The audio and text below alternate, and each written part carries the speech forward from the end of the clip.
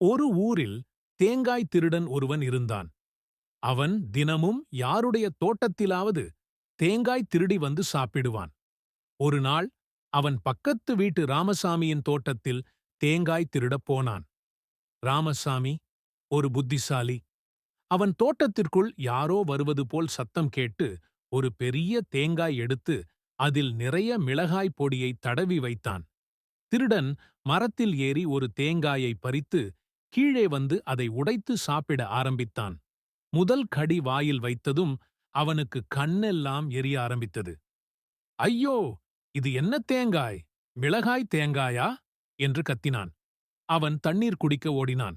ஆனால் ராமசாமி, ஏன்யா, தேங்காய் நல்லா இருக்கா என்று கேட்டான். திருடன், ஐயோ, இது தேங்காய் இல்ல, மிளகாய் குண்டு என்று கத்தினான். ராமசாமி, அப்படியா? அப்போ இனிமேல் என் தோட்டத்துக்கு வராத என்று சொல்லி சிரித்தான். திருடன், இனிமேல் வரமாட்டேன் சாமி என்று சொல்லி ஓடினான்.